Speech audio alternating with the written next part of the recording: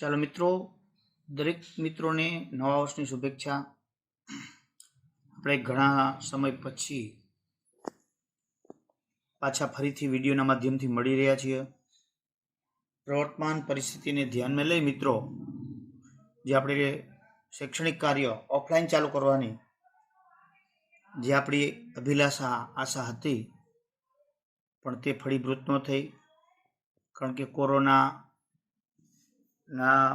પ્રચંડ બીજા રાઉન્ડ ઉછાળા સાથે જ્યારે આખા દેશને અને રાજ્યને અને આપણા શહેરને ધમરોડી રહ્યો છે, ત્યારે ઓફલાઈન મળવું એ ઉચિત ન હોવાથી આપણે ઓનલાઈન વિડીયોના માધ્યમથી અભ્યાસક્રમને પાછો અત્યારે આગળ વધારીએ અને સરકારશ્રીના નિયમ અનુસાર આપણને જ્યારે પણ ઓફલાઈન શિક્ષણની મંજૂરી મળશે, પરિસ્થિતિ સુધારશે, ત્યારે તરત જ ઓફલાઈન આપણે ચાલુ થઈ જશે। એ સિવાય બાકીની જે કંઈ સૂચના વોટ્સએપની અંદર મળે એના અનુસાર જ્યારે આપણને કોઈ પ્રોબ્લેમ પ્રશ્ન એ સોલ્વ કરી શકીએ, તો આપણે દિવાળીના વેકેશન બાદ પાછા આ નવા ચેપ્ટરની એક શરૂઆત કરીએ છીએ। મિત્રો, ગુજરાત સરકાર સમયને અનુરૂપ અને ગુજરાત માધ્યમિક શિક્ષણ બોર્ડ વર્તમાન શિક્ષણની પરિસ્થિતિ અને જે આપણી અત્યારે કોરોનાની વર્તમાન પરિસ્થિતિના સમય સંજોગોને અનુરૂપ વિદ્યાર્થીની કારકિર્દી ન રોડાય એના માટે ચિંતિત છે જ, અને સાથે સાથે શાળા શિક્ષકો અને વાલીઓ પણ એના માટે પ્રયત્ન કરી રહ્યા છે અને ચિંતિત હોય જ। આવા સંજોગોની અંદર વિદ્યાર્થીને વધારે બર્ડન ન પડે અને કારકિર્દીની અંદર અભ્યાસ એટલે કે જે અભ્યાસક્રમના મુદ્દાઓ છે એની ઉણપ ન સર્જાય, એના અનુસંધાને ઘણા બધા મુદ્દાઓ જે જરૂરી છે તેવા રાખેલા છે અભ્યાસક્રમની અંદર, આપણે જાણીએ છીએ, પણ જેની જરૂરિયાત નથી તેવા મુદ્દાઓનું ભારાંક ઓછું કરી અથવા કટ કરેલ છે। એવો સુધારેલ અભ્યાસક્રમ આપણે 70-30 એટલે કે 30% કટ 70 રાખેલ એવો અભ્યાસક્રમ આપણે અભ્યાસક્રમ આપણી પાસે છે જ। હવે મિત્રો, જે 70% અભ્યાસક્રમ છે એમાંથી 80 માર્કનું પેપર આપણે બોર્ડનું આપવાનું થશે, બરાબર। તારીખ પરીક્ષાની નિશ્ચિત જ છે 21 મે, જો વળી પાછો એનો ફેરફાર ન થાય તો। પણ ત્યારે આપણું માળખું 80 માર્કનું બોર્ડની પેપર સ્ટાઇલ એ આપણને ગયા વર્ષની હતી એ જ ચાલુ રાખેલ હતી, પરંતુ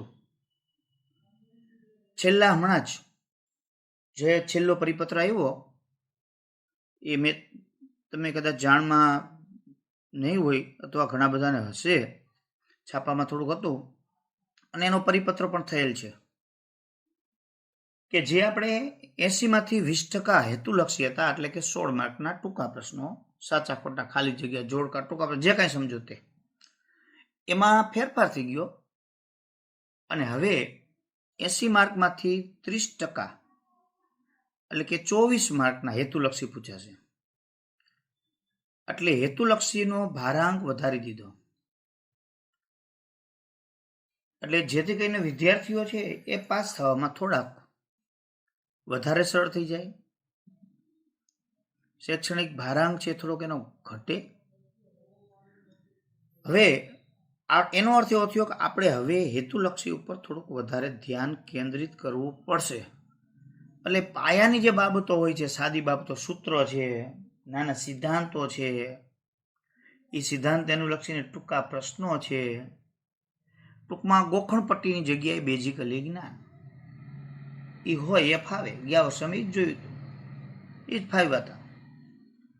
એટલે એ બધી વસ્તુ જરૂરી છે। બાજુમાંથી જોઈ લઈશ ને ઓલું કરી લઈશ ને એ એનો કોઈ વિકલ્પ નથી. ત્યાર પછી પેપરનું માળખું પણ બદલી નાખેલ છે. હવે અત્યાર સુધી શું હતું? હેતુલક્ષી 16 માર્કના, 2 માર્કના 10 પ્રશ્નો એટલે 20 ગુણના એ પ્રશ્નો આવતા, 3 ગુણના 8 પ્રશ્નો એટલે 24 ગુણના એ પ્રશ્નો હતા, અને 4 ગુણવાળા 5 પ્રશ્નો એટલે 20 ગુણના પ્રશ્નો હતા. એ માળખાની અંદર ફેરફાર થશે. કેવો ફેરફાર થશે એ હજી સરકારે કીધું, પણ ટૂંક સમયમાં એની જાણ કરવામાં આવશે એવું કીધું છે. પ્રકરણ વાઇઝ ગુણભાર પણ બદલાશે. મારા ખ્યાલ પ્રમાણે 4 માર્કના પ્રશ્નો જે છે 5 એ કદાચ ઘટી જશે, ઓછા થઈ જશે, 3 પ્રશ્નો જ આવી જશે. કારણ કે મોટા ભાગે મોટા પ્રશ્નો છે એવા ઘણા બધા ગણિત અને વિજ્ઞાન બંનેમાંથી ઉડાડી દીધા છે. ગણિત વિજ્ઞાનમાં ખાસ ગણિતમાં આપણે જે મોટા મોટા પ્રશ્નો પૂછાય છે 4 માર્કના દાખલાઓ, એ દાખલાઓ ઘણા બધા પ્રકરણોમાંથી ઉડી ગયા છે. એટલે કદાચ એવું બને કે 4 માર્કવાળા પ્રશ્નો છે એ ઓછા થઈ જશે, એની જગ્યાએ 2 માર્ક અને 3 માર્કવાળા પ્રશ્નોનું પ્રમાણ વધે. પછી બીજું, આંતરિક વિકલ્પ જે હતા, ટૂંકમાં અથવા આપણે જેને કહીએ છીએ 25મો પ્રશ્ન હોય તેના અથવામાં 25મો, એમાં થોડીક રાહત આપી છે વિદ્યાર્થીઓને બોર્ડે. આંતરિક વિકલ્પની જગ્યાએ જનરલ વિકલ્પ હશે. જનરલ વિકલ્પ એટલે માનો કે નીચેના 5માંથી કોઈ પણ 4ના જવાબ આપો. વધારે પ્રશ્નો હોય, માનો કે 2 માર્કવાળા 10 પ્રશ્નો પૂછાય છે, તો એની જગ્યાએ 12 પ્રશ્નો કરી નાખીએ. 12માંથી કોઈ પણ 8ના જવાબ આપવાના. હવે ઓલું નહીં, 25માં અથવા 25મો, 31ના અથવા 31મો જોઈએ એ નહીં. 12 પ્રશ્નોમાંથી 10 પ્રશ્ન જવાબ આપવાના. તમને કોઈ પણ 2 ન આવડે કાઢી નાખવાના. એટલે એનેથી ઘણા બધા વિદ્યાર્થીઓને 2 પ્રશ્ન આવડતો અથવાવાળા, માનો કે 25માં અથવા 25 એ 2 આવડે છે, પણ એની સામે એને બીજા 28માં 29માં નથી આવડતો, લોસ જાય. પણ આમાં તો જે કાંઈ આવડી જાય એના માર્ક મળે. એટલે એનેથી પણ વિદ્યાર્થીઓને થોડુંક અભ્યાસક્રમની અંદર સરળતા રહેશે. એટલે આવા બધા પ્રશ્નો, આવા ફેરફારો બોર્ડે કર્યા છે. અને પ્રકરણ વાઇઝ ગુણભાર અને પેપરનું માળખું ફાઇનલ એ હજી ટૂંક સમયમાં જાહેર કરશે. બરાબર, એટલે એની આપણે રાહ જોવાની રહી. આજે આપણે અભ્યાસક્રમની અંદર ગણિતમાં ધોરણ 10ના ગણિતની અંદર પ્રકરણ 8 ત્રિકોણમિતિનો પરિચય નામનું ચેપ્ટર આપણે શીખવાનું છે. તમને છે ત્રિકોણમિતિ શું? ઘનફળ પૃષ્ઠફળ હોય, નફો ખોટ હોય, આવું બધું હોય, અવયવ હોય તો કહી દે સાહેબ આવું બધું આવે. પણ ત્રિકોણમિતિ શું? એકચ્યુઅલી ખરેખર ત્રિકોણમિતિ તમારા માટે હાવ નવો જ અહીંયા મુદ્દો ચાલુ થાય છે. ત્રિકોણમિતિનો ગણિતની અંદર આખો વિભાગ આવે. ગણિતની અંદર ઘણા બધા વિભાગ, અંકગણિત, બીજગણિત, ભૂમિતિ, કલનશાસ્ત્ર, આવું બધું આવે. કલનશાસ્ત્ર તમારે 11માં ચાલુ થાય, અત્યારે કાંઈ ન હોય. આપણે યામ ભૂમિતિ એક આપણે હોય, તો એવી જ એક ત્રિકોણમિતિ એક નવો આખો વિભાગ છે. એમાં ઘણું બધું પુષ્કળ ઢગલા એક, પણ આપણે એટલું બધું ઊંડાણમાં નથી. આપણા ચોપડીની અંદર જે આપ્યું છે એ પ્રાઇમરી બેઝ આપ્યો છે. ત્રિકોણમિતિનો પરિચય આપ્યો છે. જો એનો પરિચય ખાલી એમ, એટલે શું આમ તો અઘરું હોય છે, પણ નવો પાછો અભ્યાસક્રમ આપણે આવ્યો 30% કાઢી નાખ્યો, એમાં આપણને હેલું કરી દીધું છે. જે અઘરા મુદ્દાઓ છે નિત્યસમના આખા એ કાઢી નાખ્યા છે. તો ચાલો મિત્રો, જો ઉપયોગી હોય, ભવિષ્યમાં એનો ઉપયોગ વધુ થવાનો હોય તો એને આપણે સારી રીતે ભણવું પડે અને બેઝિકલ ભણવું પડે. બીજી એક વસ્તુ હું તમને કહી દઉં કે 30% અભ્યાસક્રમ કાઢી નાખ્યો છે, વાંહે 70% છે, તો એ 70%ની અંદરથી એને 80 માર્કનું પેપર કાઢવું છે. એટલે એ કદાચ એ જ અભ્યાસક્રમમાં થોડાક ઊંડાણમાં જાય. કદાચ હવે તો પેપર કાઢનાર ઉપર છે, બરાબર. અને આપણે ફક્ત પરીક્ષાને ધ્યાનમાં ન લેતા જે 70% અભ્યાસક્રમ છે એને આપણે બરાબર ઊંડાણથી ભરીએ, વધુ પડતી પ્રેક્ટિસ કરીએ, એટલે હેતુલક્ષીઓ આપોઆપ એમાંથી આપણને આવડી. અને બાકીનો 30% છે એમાં જેની કોઈ જરૂરત કોઈ દી નથી પડવાની, એવા મુદ્દાને કંઈ આપણે ટચ કરવાની જરૂર નથી. અને જેની જરૂર પડવાની છે ભવિષ્યમાં એને થોડુંક સમજી લેવાનું છે. પણ એમાં ગણિતના દાખલાની બહુ પ્રેક્ટિસની જરૂર નથી, કારણ કે ગણિત વસ્તુ વિજ્ઞાન જેવું નથી. ગણિતમાં માનો કે તમને એ સૂત્ર તમને કીધું કે આવા સૂત્ર જો આના ઉપયોગ થાય અને આ રીતે પછી એના દાખલા તમે ગણો તો જ ભવિષ્યમાં આવડવાનું છે એવું જરૂરી નથી, ફક્ત જાણકારી જરૂરી છે. એટલે જ્યાં સમય બગાડવાની જરૂરિયાત આપણે એમ થાય કે અહીંયા સમય બગડે છે તો આપણે એ નહીં બગાડી, પણ એમ થાય કે અહીંયા સમયનો સદુપયોગ થાય છે તો એ ચોક્કસ કરશું. તો ચાલો આપણે જોઈએ ત્રિકોણમિતિનો પરિચય. તો પહેલા તો આપણે આ પરિચય તો સમજી ગયા કે માહિતી મેળવવાની છે. ત્રિકોણમિતિ, ત્રિકોણમિતિ એટલે એ શબ્દ રહ્યો આપણે ત્રિકોણમિતિ, એ બે ભાગનો બન્યો. જો ત્રિકોણ વત્તા મિતિ. ત્રિકોણ એટલે તો આપણે બધા પરિચિત છીએ, ત્રિકોણ હોય, ત્રણ બાજુ હોય, ત્રણ ખૂણા હોય, આ તે આવી ગયો. મિતિ, મિતિનું મિતિ છે એનો અર્થ થાય માપન. મિતિ એટલે માપન. પરિમિતિ એટલે ફરતી બાજુનું માપન. અહીંયા ત્રિકોણમિતિ એટલે ત્રિકોણનું માપન. તો અહીંયા ત્રિકોણના ખૂણા અને ત્રિકોણની બાજુ એના માપન સાથેનો સંબંધ વિકસાવી અને જે આખું ગણિતની અંદર વિભાગ ઉભો કર્યો છે ત્રિકોણમિતિ કહેવાય. તો ટૂંકમાં તમે અહીં સમજી ગયા છો કે ત્રિકોણના બાજુ અને ખૂણાનો સંબંધ, ખૂણાના માપનો સંબંધ લ્યો. એટલે આ વસ્તુ આપણે જે જોવાની છે તો તમે કહ્યું આ તો છે ભૂમિતિ થઈ ગયું ને. આપણે લાગે છે ભૂમિતિ જેવું, પણ ખરેખર એ ભૂમિતિ નથી, આખો વિભાગ જ ત્રિકોણમિતિ થયો. આપણે આપણા અભ્યાસક્રમને લાગે વળગે છે ધોરણ 10 ને, તો ત્યાં આપણે કાટકોણ ત્રિકોણની બાજુના ખૂણાનો સંબંધ લેવાનો છે ત્રિકોણમિતિમાં. બાકીના એક પણ ત્રિકોણનો નહીં, લઘુકોણ ગુરુકોણ નહીં, ખૂણા લઘુકોણ ગુરુકોણ આવશે, ત્રિકોણ નહીં. ફક્ત ને ફક્ત કાટકોણ ત્રિકોણ માટે જ આપણે અભ્યાસ કરવાનો છે. તો ચાલો મિત્રો આપણે એમાં શરૂઆત કરીએ. બહુ સિમ્પલ ને સાદું છે. પહેલે દિવસે તમે શીખશો એટલે આમાં કાંઈ નથી સાહેબ, બધું આવડી ગયું. પણ જે પહેલે દિવસે હું તમને વર્ક આપું છું એ વર્ક તમે નહીં કરો તો બીજે દિવસે નહીં આવડે. અહીંયાથી તમારી ત્રિકોણમિતિમાં ગાડી છે એ પાટા ઉપર ઉતરી જશે. મિત્રો યાદ રાખજો, રોજનું કામ રોજ ત્રિકોણમિતિમાં કરશો તો જ ત્રિકોણમિતિ આવડવાનું છે.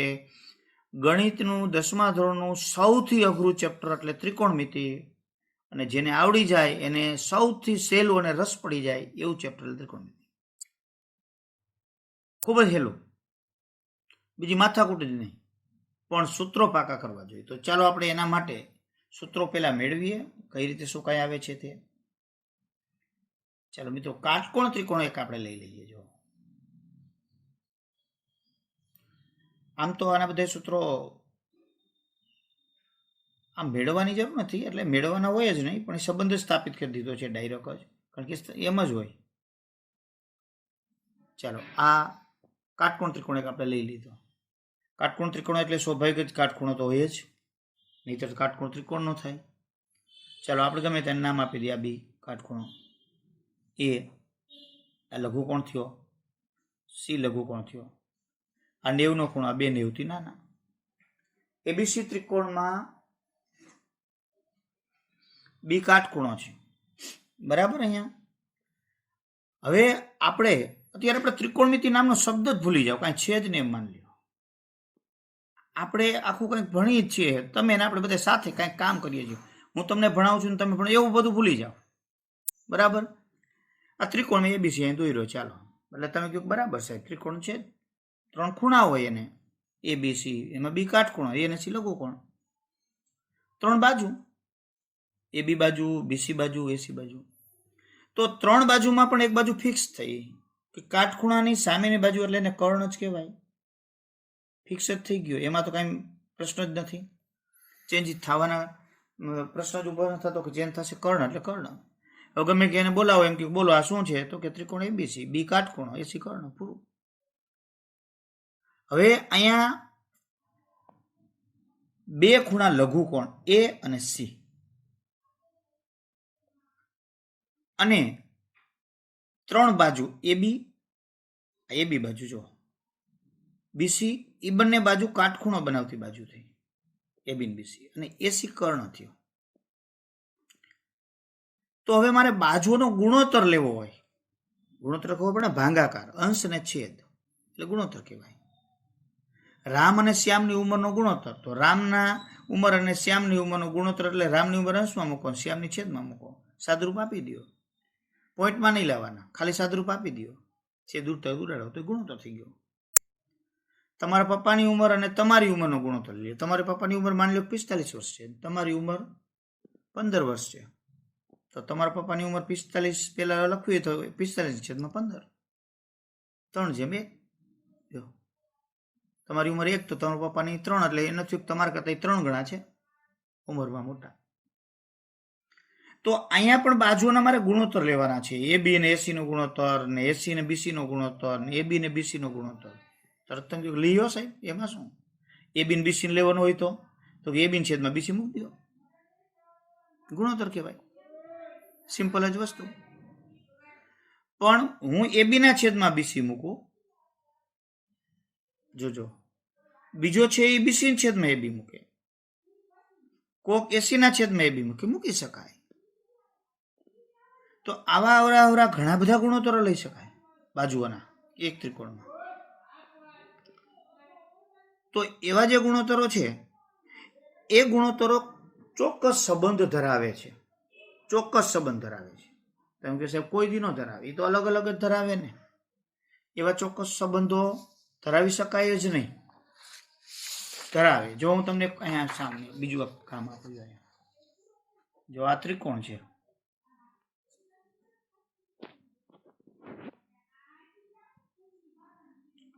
બરાબર, એક આવો ત્રિકોણ છે અને બીજું એક આવો ત્રિકોણ છે.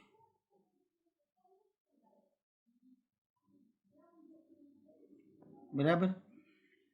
હવે આ બંને ત્રિકોણ આપણે અહીં લીધા છે, ABC ત્રિકોણ લઈ લો અને આને નામ ABC આપો, વાંધો નહીં.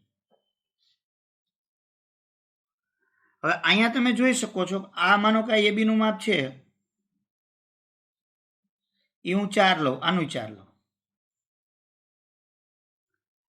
તો હું AB ના છેદમાં BC મૂકું છું, તો એ 4 અને અહીંયા 6, છેદ ઉડાડી દઉં એટલે 2 અને 3, 2/3 આવ્યા. સમજાણું આટલું? અહીંયા 2/3 આવ્યું AB અને BC નું ગુણોત્તર. હવે અહીંયા જો આના કરતા મેં આ બાજુ નાની લીધી છે, અહીંયા 4 મૂકું, તો 4 ના છેદમાં 4, તો 1 ના છેદમાં 1 આવ્યા. તો આ બે ગુણોત્તર સમાન નથી. તો વિશે ત્રિકોણ ABC લીધો છે અને આ બે 4 4 લીધું, સમાન જ થવું જોઈએ. નો થયો એનું કારણ છે કે આ ખૂણો છે એ બેયમાં સમાન નથી. જો તો એનો અર્થ એ થયો કે આ બે બાજુનો ગુણોત્તર છે એ આ ખૂણા ઉપર ડિપેન્ડ કરે છે. તો અહીંયા બાજુના ગુણોત્તર સાથે ખૂણો મહત્વનો છે. તો કે સાહેબ આપણે એવું નથી કરવાનું, જોજો બરાબર ધ્યાનપૂર્વક સાંભળજો. આ ખૂણાનું માપ છે, અત્યારે મેં 50 લીધું તેમ માની લ્યો, 50 નહીં પણ 35 લીધું તેમ માની લ્યો, બરાબર. એટલે 4 ના છેદમાં 6 છે. હવે હું એક બીજો ત્રિકોણ તમને કોણ માપક આપું. જોજો આ આંકડા તો મારી રીતે લખેલા છે, એટલે તમારે ખાલી તર્ક લેવાનો છે, પ્રેક્ટિકલ નથી કરવાનું. પ્રેક્ટિકલ કરવું હોય તો તમારે આ ત્રિકોણ પણ માપીને લેવો પડે. હવે તમે એક બીજો ત્રિકોણ દોરો છો, તમે કે આ વખતે તો સાહેબ જો અહીંયા લગી દોરવો છે, દોરો. કોણ માપકથી અહીંયા 90 નો ખૂણો લીધો, કોણ માપકથી અહીંયા 35 નો ખૂણો લીધો. ખૂણો કેટલાનો લીધો? 35. આ બે સરખા થઈ ગયા, બરાબર. હવે અહીંયા નામ ભલે AB તમે ABC આપો, PQR આપો, જે આપો તે. આ બે માપ એ તો આપણી રીતે લઈ લીધા છે માપ્યા વિના. હવે માપી લ્યો, એમાં કાંઈ નહીં, કાંઈ વાંધો નહીં. હાલો તમે આ માપ્યું તો આનું માપ 12 આવ્યું. આ માપી લ્યો તો ચોક્કસપણે 18 જ આવશે. અને એનો ગુણોત્તર લેશો 12 ના છેદમાં 18, છેદ ઉડાડી દો, 6 દુ 12 ને 6 તરી 18, 2 ના છેદમાં 3. આ બે સમાન જ આવે. શું કામ? આ બે ખૂણા સમાન લીધા છે એટલે. તો એનો અર્થ એ થયો કે તમે અહીંયા ત્રિકોણમાં કાટકોણ ત્રિકોણમાં કોઈ ખૂણો સમાન લ્યો તો એના અનુસંધાને જે બાજુઓના ગુણોત્તર છે એ ચોક્કસ જ આવે છે. તો આ જે ચોક્કસ ગુણોત્તર આવ્યા છે એ ચોક્કસ ગુણોત્તર એટલે એ આપણા ત્રિકોણમિતીય વિધેય થાય. ત્રિકોણમિતીય વિધેય. તો એવા ચોક્કસ ગુણોત્તર, જે ચોક્કસ ગુણોત્તર છે એને નામ આપી દેવામાં આવ્યા. એવા કુલ 6 નામ થયા. તમે કે 6 જ કેમ? 5 નહીં ને 4 નહીં ને 8 નહીં 7 નહીં 6 જ. કારણ કે બાજુ કેટલી છે? 3.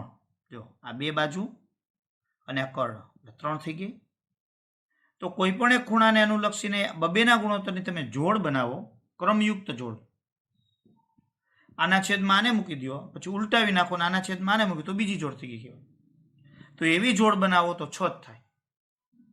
તો એવા જે એવા ગુણોત્તર છે એ અહીંયા ત્રિકોણમિતીય ગુણોત્તર થયા. તો ચાલો તમે કહો સાહેબ એ તો બરાબર, હાલો જો કે તમે આ સી ખૂણાને લક્ષીને 6 જોડ બને તો એ થીનો બીજી જોડ ન બને.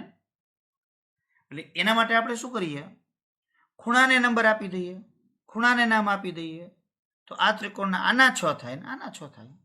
વિધેય તો 6 જ રહ્યા, પણ આ ખૂણાના 6 ને આ ખૂણાના 6, એટલે 6 જ વિધેયથી આપણું કામ પતી ગયું. તો આપણે હવે ખૂણો નિશ્ચિત કરવો પડશે. કોઈ પણ ખૂણો નિશ્ચિત કરવો પડે. હવે કયા ખૂણાના અનુસંધાને તમે વાત કરવા માંગો છો તે જરૂરીથી છે. ચાલો આપણે ખૂણો નિશ્ચિત કરીએ. હાલો આ ખૂણો નિશ્ચિત કર્યો, જોજો તો કયો ખૂણો છે એ. તો હવે આપણે દર વખતે એબીસી ત્રિકોણ હોય જે ફિક્સ તો નથી. ક્યાંક એબીસી હોય, ક્યાંક પીક્યુઆર હોય, XYZ હોય. તો હવે આપણે એમ કહીએ કે એબી ના છેદમાં એસી ને એવું તો ન ચાલે. તો એના માટે આ ખૂણાને અનુલક્ષીને બાજુઓના નામ આપી દઈએ. જોજો મિત્રો, અત્યારે ત્રિકોણ એબીસી માં બી કાટખૂણો છે, સમજાણું? એસી કર્ણ છે. મેં પ્રાધાન્ય આપ્યું છે અત્યારે ખૂણા એને અનુલક્ષીને. તો ખૂણો એ છે, તો એ ખૂણાને અનુલક્ષીને મારે બાજુઓના નામ આપવા હોય તો કારણ કે બાજુની ઓળખ સરળતાથી કરી શકું. તો કેવા નામ આપીશ? તો કે આ ખૂણાની આ શું થાય? સામેની બાજુ. તો સામેની બાજુ છે એટલે આપણે એને કે સાબા કહીએ. તો આખું નામ થાય સામેની બાજુ. પણ ટૂંકમાં આપણે શું કહીએ? સાબા. ડોટ કે સાબા કહી શકીએ. અને ડોટ કે સાબા નો કોઈ ડાયરેક્ટ સાબા લખી તોય ચાલે. જેમ સાબા. સાબા એટલે તમારે યાદ રાખી લેવાનું સામેની બાજુ. કેની? અહીંયા તો આપણે એની સામેની બાજુ, સીની નો થાય. ત્યાર પછી તો કે આ ખૂણા એની પાસેની બાજુ, તો કે આ પાસે ન થાય, પણ એને તો આપણે કર્ણ કહી દીધું છે. એટલે હવે આપણે પાસેની બાજુ માટે આ જ વિકલ્પ વધે. તો કે ખૂણા એની પાસેની બાજુ તો પાબા. લ્યો, ખૂણા એને અનુલક્ષીને અહીંયા ત્રિકોણ તૈયાર થઈ ગયો. આ સાબા, આ પાબા, આ કર્ણ. કેને લક્ષીને વાત કરું છું? એને. હવે આપણે બીને અનુલક્ષીને વાત કરતા હોય તો ત્રિકોણ એબીસી છે.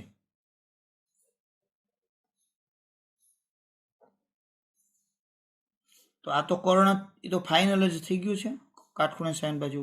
હવે આપણે અહીંયા સી ને અનુલક્ષીને વાત કરીએ તો આજે છે એની સામેની બાજુ આ સાબા થઈ જાય અને આ પાબા થાય. ટૂંકમાં ત્રિકોણની અંદર ખૂણો બદલાય. જે ખૂણાને તમે પ્રાધાન્ય આપો છો, જે ખૂણાને અનુલક્ષીને વાત કરો છો, એ ખૂણાને અનુરૂપ સાબા પાબામાં ફેરફાર થાય. પહેલા તો આટલી વસ્તુ આપણા મગજમાં ક્લિયર હોવી જોઈએ કે એકને એક સાબા કાયમ ન રહે, ખૂણો બદલે. હવે બે વિદ્યાર્થી બાંધતા હશે ત્રિકોણમાં, એક કે બીસી સાબા થાય ને ઓલો કે એબી સાબા થાય, બે બાજે ધબાધબી. સાચું કોણ? તો કે બે સાચા. બીસી સાબા કીએ છીએ એ ખૂણાને અનુલક્ષીને વાત કરે છે અને એબી સાબા કીએ છીએ સી ખૂણાને અનુલક્ષીને વાત કરે છે. સાચા તો બે છે. એટલે જોનાર વ્યક્તિ છે, અંદર જે અભ્યાસ કરે છે, તો જે જોવે છે એ કયા ખૂણાને અનુલક્ષીને વાત કરે છે તે મહત્વનું થઈ જાય. એટલે પહેલા તો આપણને કોણ સાબા ને પાબા છે એક પરફેક્ટ ખ્યાલ હોવો જોઈએ. ચેપ્ટર એટલું બધું સરસ છે. 8.1 તો આપણે જે સ્વાધ્યાય છે કે દાખલા ગણવાની તમને આમ શોખ થાય એવું છે અને ફટાફટ દાખલા થાય, કારણ કે હેલું છે, આમાં કાંઈ બીજું છે જ નહીં. ટેકનિકલ જે પ્રેક્ટિકલી વસ્તુ ફટાફટ મૂકવાના છે, રમકડા હાવ હેલું છે. પણ જે વસ્તુ સમજાય બરાબર ધ્યાનપૂર્વક મગજમાં ઉતરે અને યાદ રાખો તો મિત્રો હવે આપણે આનાથી એક સ્ટેપ આગળ જો શું કહેવા માંગે છે. ચાલો આપણે અહીંયા લઈએ. હવે આપણે આ જે આકૃતિ એક છે બરાબર, ગમે તે લઈ શકો આપણે, ગમે આકૃતિ આને એની વાત કરીએ. હાલો તો પહેલા તો આપણે આ આકૃતિની અંદર ખૂણા એને આપણે અનુલક્ષીને વાત કરી છે બરાબર. તો મારે આ ખૂણાના 6 બાજુ થઈ ગઈ. તો સામેની બાજુ આ તો 90 નો ખૂણો ફિક્સ છે, એને તમારે ટચ જ નથી કરવાનો. આ જેટલો હોય એટલાનો ખબર નથી, એક વખત નક્કી કર્યો પછી નહીં રાખવાનો. તો એ ખૂણો તમે કોઈ પણ નક્કી કર્યો 32 છે 38 છે જે કાંઈ લીધો તે બરાબર, 40 42 45 60 ગમે તે. હવે આ ખૂણો તમે લ્યો એટલે 60 તો આવે જ નહીં, કારણ કે 90 થી આપણે આ 90 લીધો છે એટલે આ 60 આવી શકે બરાબર. 90 થી નાનો આવી શકે લઘુકોણ. એટલે આ ખૂણો તમે લ્યો છો એના અનુલક્ષીને ત્રિકોણ દોરી નાખ્યો માની લ્યો અને બાજુનું માપ લઈ લીધું. સામેની બાજુનું માપ લઈ અને એને તમે કર્ણ વડે ભાંગી નાખો. મીન્સ કે ભાંગવાનું છેદ ઉડાડી નાખે મૂકી દીધા. તો સાબાના છેદમાં કર્ણ કહેવાય. તો કોઈ પણ અનુલક્ષીને કોઈ પણ ત્રિકોણની અંદર કોઈ પણ ખૂણાને અનુલક્ષીને તેની સામેની બાજુ અને કર્ણનો ગુણોત્તર લ્યો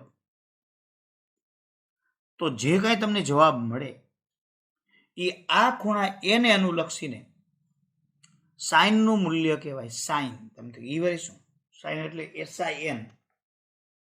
આમ તો સાઇન એટલે SINE છે, પણ ટૂંકમાં એને તો આપણે SIN કહીએ છીએ. તમારે ટૂંકા નામ અને આખા નામ બંને યાદ રાખવાના, હેતુલક્ષીમાં પૂછી નાખે. તો સામેની બાજુને કર્ણ કોઈ પણ લ્યો એટલે એનું સાઇન કહેવાય. તો ખૂણા એનો સાઇન જો આપણે લખીએ કે ખૂણા આ ખૂણો એ છે નો સાઇન, સાઇન એટલે SIN, આખું ટૂંકું નામ એટલે SIN થાય. એટલે શું થાય કે ખૂણા એની સામેની બાજુ, સામેની બાજુનું માપ આવે, પણ આપણે ટૂંકમાં લખશું સામેની બાજુ, આપણી કઈ જરૂર નથી આમાં. છેદમાં કર્ણ. ટૂંકમાં કહીએ તો ખૂણા એનો સાઇન એટલે એને આપણે લખશું જો SIN ટૂંકમાં. SINE નહીં લખવાનું, SIN જ લખવાનું. સાઇન એ એટલે આમ સમજી જાય કાયદેસરની મેથડ છે આ ગણિતની અંદર. સાઇન એ એટલે ખૂણા એનો સાઇન, બીજું કાંઈ નહીં. તો શું થાય તો કે એનું મૂલ્ય કેટલું થાય ખૂણા એના સાઇનનું મૂલ્ય, તો કે એની સામેની બાજુ છે બરાબર, એટલે કે સાબા છેદમાં કર્ણ. સાઇન એ એટલે સાબાના છેદમાં કર્ણ. એથી ટૂંકમાં તમે લખો તો સાઇન એટલે શું ટૂંકમાં યાદ રાખવા માટે, જો એ નથી લખતો, એ જનરલ ક્યાંક એ આવે, સી આવે, થીટા હોય, આલ્ફા હોય, જે કંઈ ત્રિકોણનો અહીંયા ખૂણો હોય કાટખૂણા સિવાયનો એ મૂકો એ પ્રમાણે બદલાય. કોઈ એમ કે સાઇન સી રાખ્યા હોત તો હાલે, તો સાબા કોણ થઈ જાય? એ બી. જો એ બીના છેદમાં એસી થઈ જાય, એટલે એ રીતે એ બદલાઈ જાય. તો માનો કે આપણે અહીંયા સાઇન એ રાખીએ, અહીંયા જો આ ત્રિકોણ માટે, તો એ બી અહીંયા સાબા કોણ બીસી છેદમાં એસી. અને હાવ ટૂંકમાં આપણે યાદ રાખવું હોય તો સાઇનનું શું થાય, સાબાની જગ્યાએ સા અને આ કર્ણ જગ્યાએ સાઇનનું સા, સા ક, સામેની બાજુ ભાંગ્યા કર્ણ. યાદ જ રાખવાનું સાઇનનું શાક. તો આ એ જો અહીંયા એ જ રીતે જો અહીંયા આપણે સાઇન સી લેત, અહીંયા સાઇન સી, તો સાબા કોણ એ બી અને કર્ણ એસી. જો એટલે આ આકૃતિ મુજબ છે બદલાય, આ આકૃતિ નંબર 1 મુજબ થયું ને આ 2 ઉપર થયું. સાઇન એટલે SIN, આખું નામ SINE, એટલે આ સાઇન થયા. તમે કહ્યું એ તો બરાબર સાહેબ, હાલો આપણે સમજી ગયા કે આ સાઇન થઈ ગયો. પરંતુ આપણે આ સામેની બાજુનું કર્ણ લીધું એની જગ્યાએ પાસેની બાજુનું કર્ણ લીધો હોત તો એના માટે વિધેય બદલાઈ જાય. વિધેય બદલાય. અહીંયા તમે ખૂણો બદલો તો આનો ગુણોત્તર બદલાય. પણ નાનકડો ત્રિકોણ બનાવો, હાવ નાનકડો, મોટો, મોટો, આ ખૂણાનું માપ એક સરખું જ રાખો. આપણે જાણીએ છીએ ને ખૂણાનું માપ તો ત્રિકોણના ત્રણેય ખૂણા સરળો 180 થાય. પછી તમે ત્રિકોણ નાનકડો બનાવો તો ભલે, મોટો બનાવો તો ભલે, એને જ બદલવાનું. એટલે અહીંયા 20નો ખૂણો બનાવો, તમે નાનકડો ત્રિકોણ કહ્યું, બરાબર. અને એટલે આ રીતે જો મેં તમને સમજાવ્યું તો એ જ વસ્તુ ફરીથી સમજાવી દઉં. તમે ત્રિકોણ દોર્યો, બરાબર, અહીંયા 20નો ખૂણો તમે લીધો અને પછી બીજો મોટો ત્રિકોણ દોર્યો અને અહીંયા તમે 20નો જ ખૂણો લીધો, બરાબર. તો આ બંનેમાં સામેની બાજુનો કર્ણનો ગુણોત્તર લ્યો તો એ સમાન જ રહે, એ કોઈ દી ન બદલાય. તો એનો અર્થ એ થયો કે ત્રિકોણની અંદર સાઇન, અહીંયા એની જગ્યાએ 20 લખી નાખો, સાઇન 20, એનું મૂલ્ય અચળ થઈ ગયું. અમેરિકામાં માપો તો ભલે, ભારતમાં માપો તો ભલે, સાઇન 20નું મૂલ્ય અચળ. એટલે જ એના મૂલ્ય બધાને અચળ છે. સાઇન 60 તમે લ્યો, સાઇન 30, તો સાઇન 30નું મૂલ્ય 1/2 જ છે. તમારે ત્રિકોણ દોર નાખવાનું છૂટ. કાટકોણ ત્રિકોણ દોરવાનો, એક ખૂણો 30નો દોરવાનો, બરાબર. પછી એની સામેની બાજુનું કર્ણને માપીને ગુણોત્તર લેવાનો, 1/2 જ આવે, 1/2 જ આવે, ફિક્સ. અને જો અહીં 45નો ખૂણો લ્યો તો 1/√2 જ આવે.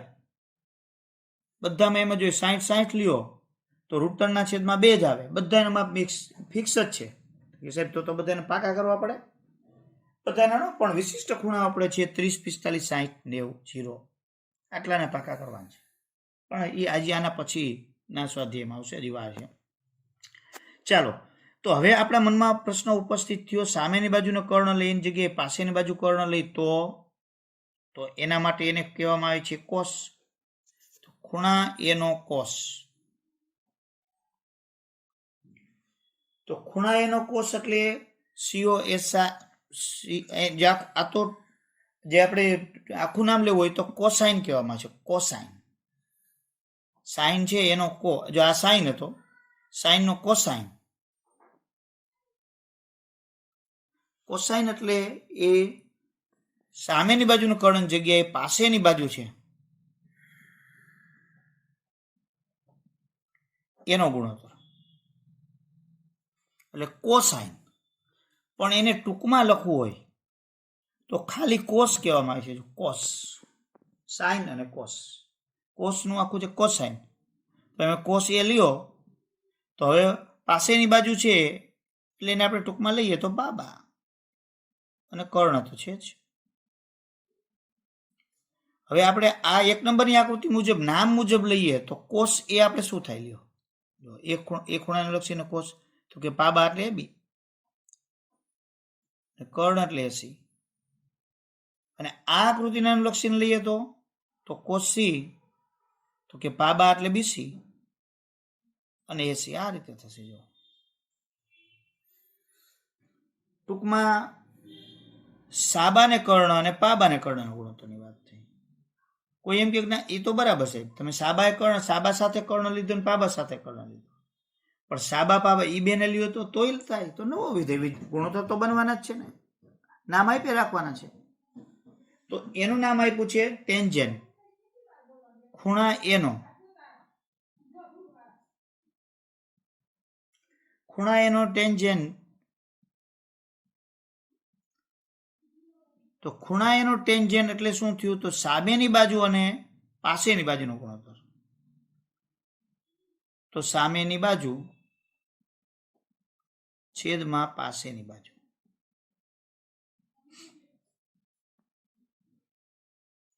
એટલે એને ટૂંકમાં લખવું હોય તો ટેન લખાય. જો ટાન નહીં હો, ટેન, TAN. ઘણા ટાન વાંચે, સાઇન હોય ને એને સીન વાંચે.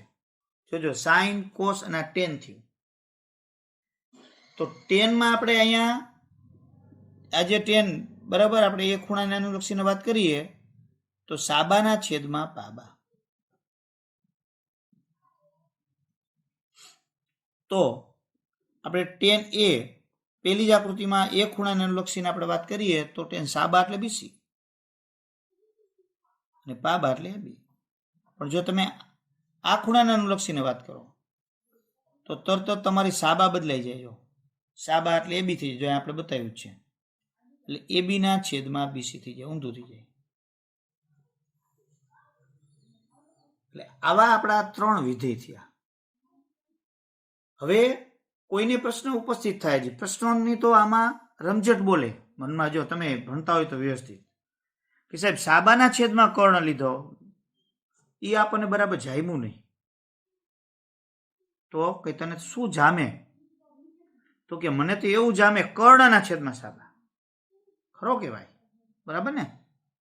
કે સાબાના છેદમાં કર્ણ શું કામ સાહેબ? કર્ણના છેદમાં સાબા મૂકો ને, મોજ પડી જાય ને. શું કામ? અમુક ઊંધા જ હોય. સ્કૂલમાં વનેચંદની જેમ ખબર છે ને, બારણેથી તો આવે જ નહીં, બારીએથી ને આવે ને બારીએથી જ જાય. હવે તો આપણે બબે ત્રણ માળની સ્કૂલો થઈ ગયેલી વાત ને, ગામડામાં એક માળની હોય અને સળિયા ન હોય બારીના, તો ક્યાંથી આવે? એ બારણેથી ન પ્રવેશે. વનેચંદ બારીએથી જ પ્રવેશે અને પાછો બારીએથી જ બારે જાય, એટલે ઊંધો કહેવાય. તો કે સાબાના છેદમાં કર્ણ નહીં સાહેબ, કર્ણના છેદમાં સાબા મૂકો. એ પણ મૂકી શકાય, પણ ગુણોત્તરમાં ક્રમનું ખૂબ જ મહત્વ છે. તમારા પપ્પાની તમારી ઉંમરનો ગુણોત્તર 3:1, તમારા કરતા 3 ગણા મોટા. પણ તમે કહો કે હાલે સાહેબ 3:1 ને 1:3 હાલે? 1:3 તો શું તમે 3 ગણા મોટા થઈ જાઓ? ન ચાલે. તો અહીંયા ગુણોત્તર આપણે બદલશું તો વિધેયનું નામ બદલી નાખવું પડશે. એને નહીં ચાલે, કારણ કે ક્રમનું મહત્વ છે. તો આપણે લઈએ. તો હવે આપણે સાબાના છેદમાં કર્ણ લીધો છે, એની જગ્યાએ કર્ણના છેદમાં સાબા લઈએ તો એને આપણે નામ જે છે એ નામ છે એને આપણે ગુણોત્તર લેશું, ગુણોત્તર બદલી નાખશું, એમાં કાંઈ વાંધો નથી. પણ આપણે એ વિધેયનું નવું નામ આપણે એને આપવું પડશે. તો જો આપણે કર્ણના છેદમાં સાબા મૂકશું, જો અહીંયા સાબાના છેદમાં કર્ણ હતું, એનું વ્યસ્ત થઈ ગયું ઊંધું, તો એનું નામ આપણે આપીશું કોસેક. એનું નામ કોસેક આપવામાં આવે છે. એટલે આખું નામ છે એનું આપણે લઈએ તો કોસેન્ટ કહેવાય. કોસેન્ટ.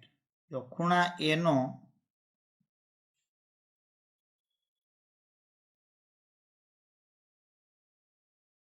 એટલે આખા નામમાં તમારે જે ઘણી વખત જો કે એવું બહુ પૂછે નહીં, પણ કદાચ હવે પૂછી શકે, કારણ કે હવે અભ્યાસક્રમ નાનો થઈ ગયો છે. તો કોસેન્ટ એટલે કર્ણના છેદમાં સામેની બાજુ. દાખલા ગણવામાં આપણે કોસેન્ટ લખવાની જરૂર નથી, કોસેક એને ડાયરેક્ટ લખીએ છીએ. જો એમાં કોઈ બહુ પ્રશ્ન નથી. COSEC cosec. કોસેક એ ટૂંકમાં આપણે કહીએ તો કર્ણના છેદમાં સાબા. સાઈનનું શાક અને આનું કસા. અમે તો ટૂંકમાં યાદ રખાવી હતી, સાઈન કોસ ટેન. હાવ ટૂંકમાં જાની આવી રીતે જ યાદ રખાવી હતી. સાના છેદમાં ક, પાના છેદમાં ક અને અહીંયા સાના છેદમાં પા. જો શાક, પાક ને સાપા. સાઈનનું શાક, કોસનું પાક, ટેનનું સાપા. હાલતા ચાલતા બોલી જ રાખો આખો દી. શાક, પાક ને સાપા. સાઈનનું શાક, કોસનું પાક, ટેનનું સાપા. કોસેક એટલે કર્ણના છેદમાં, આમ જુઓ તો કર્ણના છેદમાં સાબા કસા. અહીંયા આપણે ત્રિકોણને અનુલક્ષીને મૂકીએ તો અહીંયા કોસેક એ, તો કોસેક એ તો કર્ણના છેદમાં સાબા એટલે 80 ના છેદમાં બીસી. અને કોસેક સી લ્યો તો તરત જ બદલાઈ જાય. જો કોસેક સી લ્યો તમે તો કર્ણ તો એના જ રહ્યું 80, સાબામાં એ બી થઈ જાય. હવે એ જ રીતે હવે બધા વિધેયમાં બીજે કોઈ એમ કે સાહેબ કર્ણ છેદમાં સાબા મૂકી, કર્ણમાં પાબા મૂકી તો હાલે. તો એને કહેવામાં આવે છે સેકન્ડ. ઓલું જે આજે હતું કોસેકન્ડ હતું, એની જગ્યાએ આ થઈ જાય છે સેકન્ડ.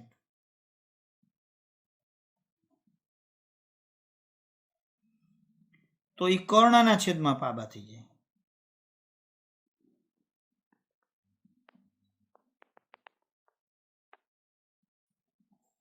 એટલે ટૂંકમાં એને લખીએ, અને ટૂંકમાં તો એને સેક કહેવાય. જો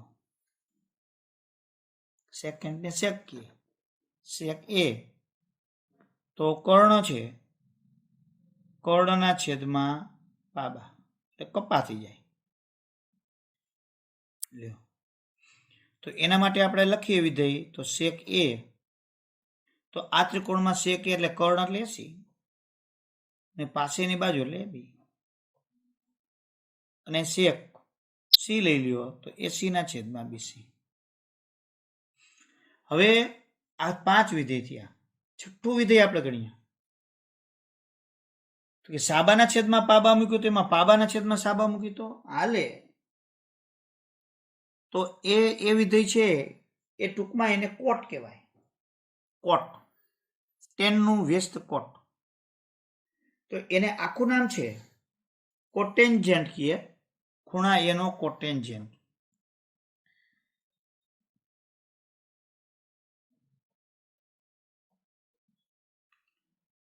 તો એ પાસેની બાજુ છેદમાં સામેની બાજુ. એટલે હવે તમે જો એને ટૂંકમાં લખીએ તો એને કોટ લખાય. કોટ, કોટે બરાબર. તો પાબાના છેદમાં સાબા, ટૂંકમાં પાછા. આપણે અહીંયા આકૃતિ મુજબ જોઈએ તો કોટ એ, તો એનો પાબા એટલે કોણ? એ બી. સાબા એટલે બીસી. અને જો કોટ સી લ્યો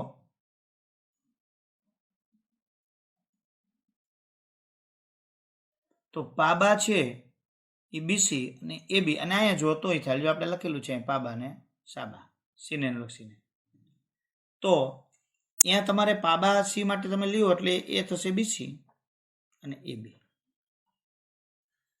ટૂંકમાં તમને સામેની બાજુ પાસેની બાજુનું કર્ણ નક્કી કરતા આવડતું હોય તો ટૂંકું ને ટચ,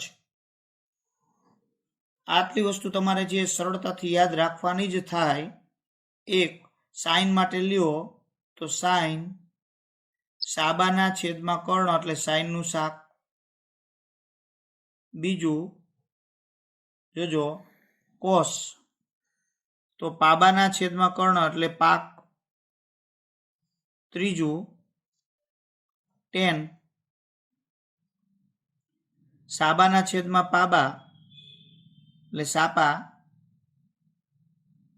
ચોથું કોસેક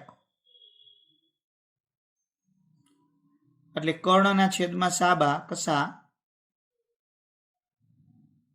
પાંચમું તો સેક એટલે કે કર્ણના છેદમાં પાબા એટલે કપા. અને છઠ્ઠું કોટ, પાબાના છેદમાં સાબા એટલે પાસા. જો આ એકબીજાના વ્યસ્ત છે. જો શાક તો કસા, સાઈન અને કોસેક વ્યસ્ત, કોસ અને સેક વ્યસ્ત, ટેન અને કોટ વ્યસ્ત. એટલે આ ગોખવાનું છે સાઈનનું. જો શાક પાક ને સાપા, sine cos tan, sine cos tan, sine શાક કોસ પાક ટેન સાપા. આખું દી એક દિવસ સુધી આ પાકો કરવાનું છે. ઉલટું સુલટું, સાઈનનું વ્યસ્ત કોસેક, કોસનું સેક, ટેનનું કોટ, સાઈન કોસ સાઈન બરાબર શાક પાક સાપા. આખું એકદમ મગજમાં થિયરિકલ બેસી જ જવું જોઈએ. એક મગજ એને એક્સેપ્ટ કરી લેવું જોઈએ સહજતાથી. આપણે કેમ 5 ને 3 8 આપણે ગણવા નથી પડતા, 5 6 7 8 એમ 5 ને 3 કેમ મગજે નક્કી જ કરી લીધું છે. એવી જ રીતે આ થઈ જવું જોઈએ. તો મિત્રો આટલું જે તૈયાર કરશે એને હું ચેલેન્જથી કહું છું કે 8.1 સ્વાધ્યાય છે 100% આવડી ગયું. 100%, 99 નહીં, 100% આવડી જશે. એટલે આટલું બરાબર પાકું કરજો, વારે વારે એને ઘુમેડજો, અને પછી જ આપણે આગળ હવે દાખલા ગણવાનું ચાલુ કરશું. પણ આટલું જેને આવડી જાય એને 8.1 સ્વાધ્યાય આવડી જવાનું છે. આવ સિમ્પલ ને સાદી વસ્તુ છે. ખૂબ જ નિરાતે સાદી રીતે મેં તમને આ શીખવાડ્યું, કારણ કે આપણી પાસે ટાઈમ ઘણો બધો છે અને સારી રીતે ભણી શકીએ. એટલે બરાબર ધ્યાનપૂર્વક આટલો અભ્યાસ કરી અને તૈયાર કરી જ નાખજો, રોજે રોજનું રોજ. અસ્તુ.